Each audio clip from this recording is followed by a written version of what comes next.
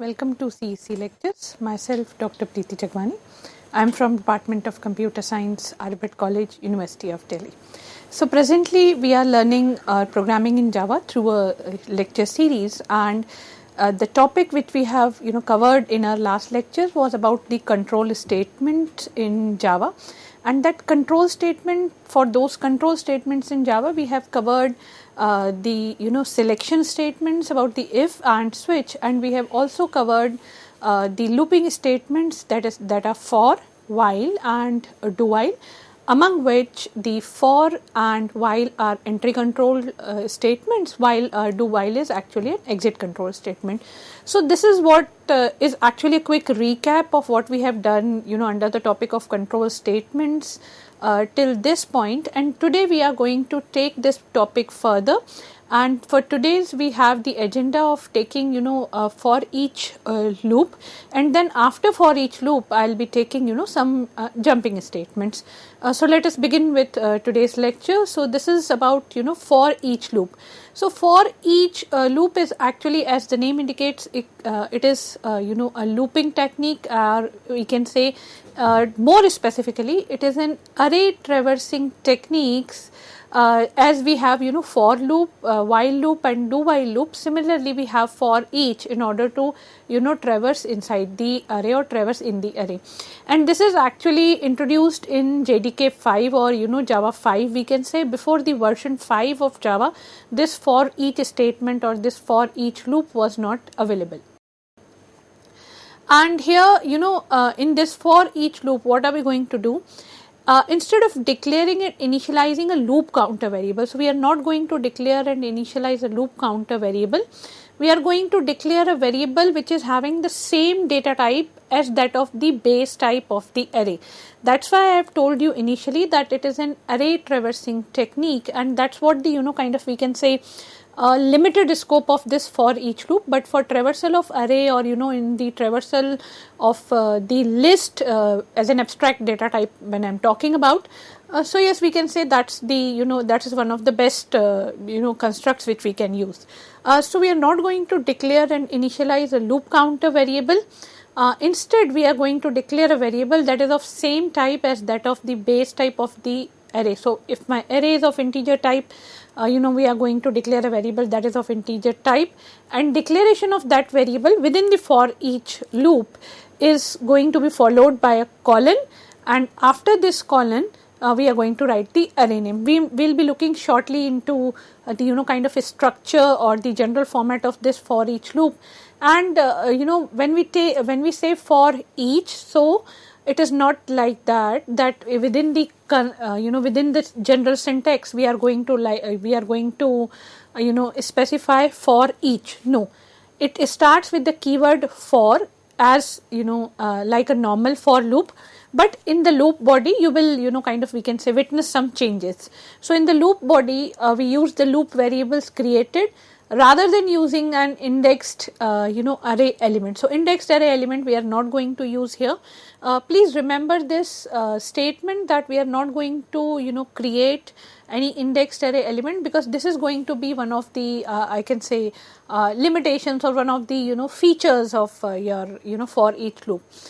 Now with its given this scope, it is commonly used to iterate over as an array or a collection class, which could be kind of array list. So that's what I was telling, that it is commonly used to iterate over an kind of list, we can say list when I am talking about an abstract data type list. So it could be an array, or it could have a collection class or something of that sort.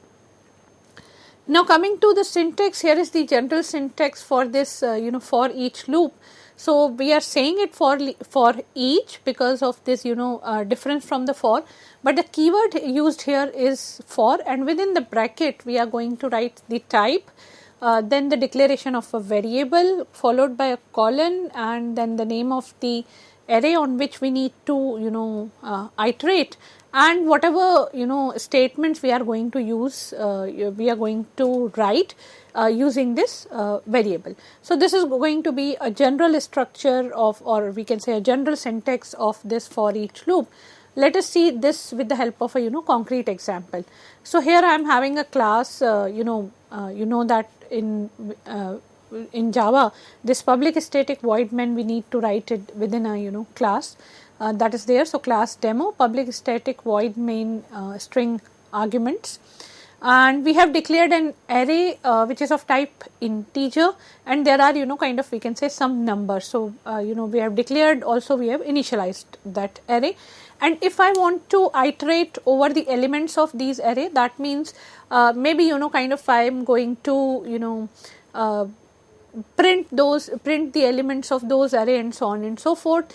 So I am going to write for int element here is a variable colon array. So that essentially means that take every element of array or take every item from the array and initialize it, or we can say map it in the element, and then system.println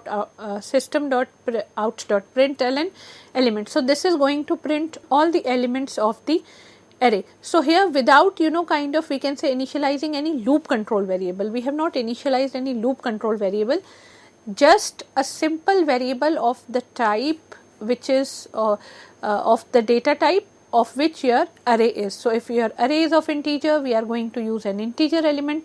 If my array is of a string, I am going to use an string element. So here is an example of string elements using this for each. This is just a code snippet, this is not a complete program, just to give you an idea of that what could be an type of this variable. So type of the variable which is written before the colon is going to be essentially the type of the elements of the array or the type of the array. So here the array cars is of string, the data type of the array is string, and it is having some model names, and for the same reason we will be using for then string I colon cars, and then whatever you need to do with that particular I. So this is what this is how we are going to use our for each loop, but with as I have told you that scope is limited.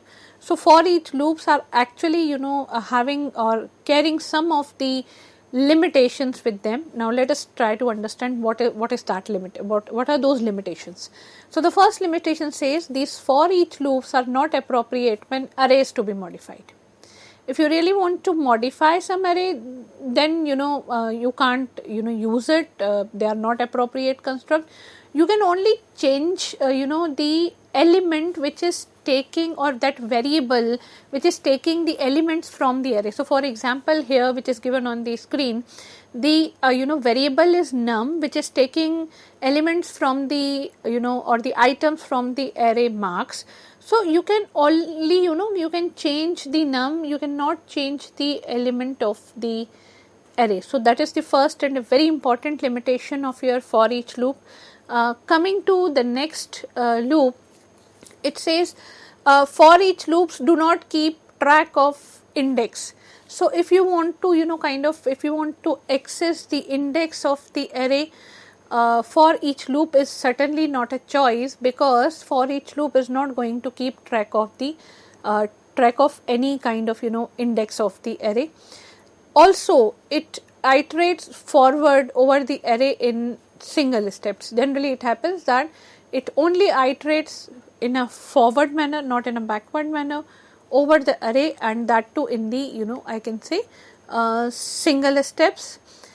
Apart from these limitations, let us say if we have a situation in which we have a for statement and within that for statement we have an if statement. So for a normal with a normal for loop this is perfectly possible, but if we say we are going to take for each loop at the outer side and another decision making statements inside of that for each loop, then for each is certainly not a choice, because for each cannot process two decision making statements at once. So for example, for is an outer statement and then if statement internally. This is not going to be handled by for each loop, because it cannot process two decision making statements at once.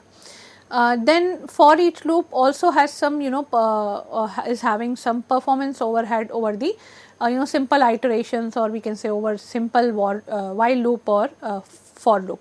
So this was actually the we can say the statement which is for each, and let us take a quick recap of this. So for each basically here is starts with the word for. It is actually a looping statement commonly used to iterate over an array, or we can say a collection list. Here we don't declare or initialize the loop counter variable. Instead we declare a variable that is of same type as that of the base type of the array, and it is used to iterate over an array. Syntax we have seen two code snippets for that particular thing, and also we have considered limitations, which says for each loop is not appropriate when array is to be modified. You can only modify, or you can only change that particular variable. You cannot change the array elements. Then it is not going to keep track of indexes. It iterates forwards only, that too in single steps. It cannot process two decision making statement at once, and also it is having some performance overhead over simple iteration. Now one question which immediately comes up in our mind when we say that it cannot process two decision making statements, fine. But is it going to kind of allow the usage of break statement within it in order to terminate the loop early? So yes, it is possible to terminate the loop early by using a break statement, as we did in for. So this situation is we can say is possible in for each loop. Generally for each loop it iterates on the array until all the elements have been examined, fine. But if you want to terminate the loop early by using a break statement, that is perfectly allowed, and that is something which you can do. So here is an example of this particular thing in which we are using a for each statement, and for that, within that for each statement we are going to use a particular a statement break. So here it is, we have class demo. Then within the main statement you have integer sum is equals to 0. Then you have an array of numbers. Then a for loop which says for integer x num, you need to print the value is sum is equals to sum plus x, or we can say sum plus is equals to x, and after some maybe one or two statements within the for, I am going to say if x is equals to 5, then a break has to be given, and in the situation of this break your control will come out of this for loop. Now one thing which comes up that we have just talked about, that it is not going to use two selection statement at once. So if this if is going to be, if x is equals to 5 break is going to be placed immediately after the for statement, then it might create a problem that two selection statements immediately will not be handled using a for each loop. But here in this type of a situation, this is perfectly okay. So this is going to take sum of first 5 elements, because when the value of x is equals to 5, we are going to break, we are going to use the break, and in this on encountering the break statement, your control will come out of the for each loop. So using break statement within for each loop we can say is perfectly allowed. So till this point we have examined the for each loop in quite detail. We have also understood the syntax and taken the examples, and also we have talked about the limitations too. So when we talk about now coming to our next subtopic, which is about the jump statements. So when we say that we are talking about the control statements in any of the languages, so it is not only the kind of selection statements or looping statements. Jump statements are also kind of involved in when we talk about the control statements. We have 3 jump statements in Java, and this is what the utility of jump statements is. So here we have break, Here we have continue and here we have return. And also in some of the literatures you might have kind of one more statements in this particular category of jump statements, and that is go to. But generally we don't refer to go to because that's not a clean idea or clear idea of or that's not an appreciable idea of using a clean code or clear code. So we generally kind of avoid using go to if we have other we can say mechanisms to transfer the control to another part of the program. So here for this particular situation, Java is going to support 3 jump statements: break, continue and return. So these 3 statements we will be taking one by one. So first let us take break. So break is basically you have till this point you have used some of the uses of breaks, but in totality when I am going to talk about this, break is having 3 usages. It is true that this is going to transfer the control to the other part of the program, but how and when when it is going to be used, that we need to see. So the first use of break statement is it terminates a statement sequence in a switch statement. We have already seen that how we are going to use a break statement inside a switch statement. That is the first use of break statement. Another use is in order to use it can be used to exit a loop. That's the second statement. And the third statement is it can be used as a kind of we can say clean idea, or I can say it's a civilized form of go to, or we can say it's a clean form of go to. So instead of go to we can also use break. So 3 usages inside the switch statement: for termination, in order to exit a loop, and as a civilized form of go to. And we will kind of we can say look into all these 3 one at a time.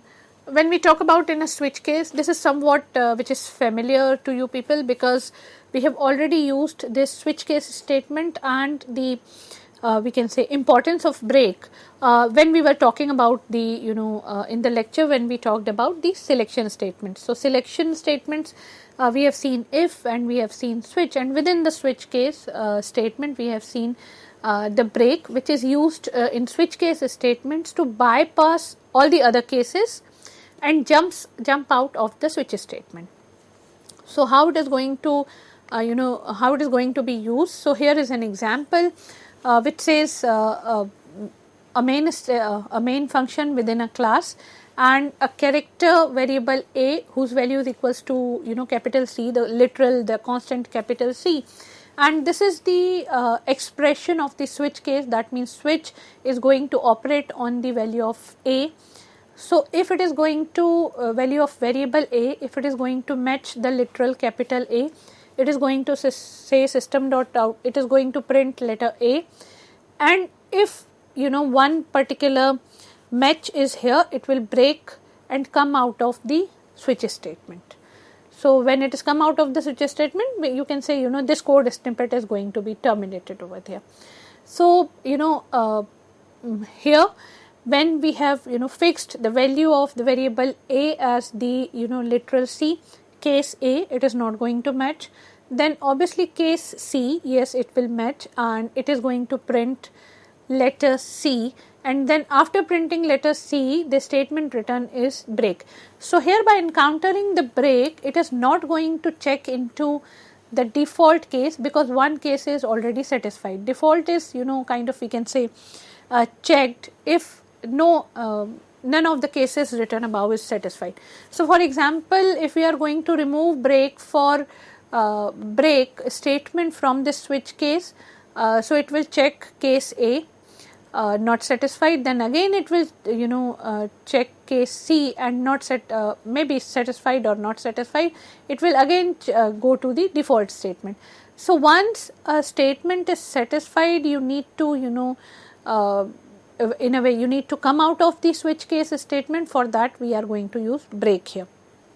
So this was the usage which we have in a way already covered earlier. Another usage here is to exit a loop. So we have just seen before this example in which we have used a for each statement, and if x is equals to 5, break. So in situation of this break, what it is going to go, what it is going to do, that it is going to come out of that for statement. So if you want a forced immediate termination of a loop, break is a good idea to use. Or in this situation, it will bypass the conditional expression, and any remaining code in the body of the loop, if there, will be bypassed. And break, when encountered inside the loop will be terminated. Program is going to resume, or the control of the program is going to transfer immediately after the next statement following the loop, we can say. So here is an example of break when used inside to exit a loop. So loop is for integer I is equals to 0, I less than 100, printing for printing 100 numbers. When value of 10 is there, if I is equals to 10, then you need to break. Otherwise, it is going to print. So it is going to print 0, 1, 2, 3, 4, 5, 6, 7, 8 till 9. When value of I will become 10, it is going to break from this particular, it is going to kind of, we can say, implement the break statement, and as a result it will come out of this for statement. So only counting from 0 to 9, or the numbers from 0 to 9 will be we can say printed, and immediately it will come out and say loop complete, which is the next statement after the completion of this for loop. So this is what it is. You can also do this. Apart from that, we can also use it as a form of goto, or I have told you that it can be used as a clean form of goto, in which we are going to use this with a particular label. Now how we are going to use this with a particular label, and if there is anything which we need to look into in the second use case, which is to come out of the loop or the forced termination of loop, that I will be covering shortly in our next lecture. So here in this lecture we have studied in detail the for each statement along with its limitation, use cases, examples, everything. After that we have started with jump statements, and within the jump statement we have started with break. We have used we have seen one or two usages of break and other usages of breaks, and more on jump statements in the upcoming lecture. Hope you have enjoyed one. Here is a list of references which is being used for the preparation of lecture. I'll see you in the next lecture. Till then, take care. Goodbye.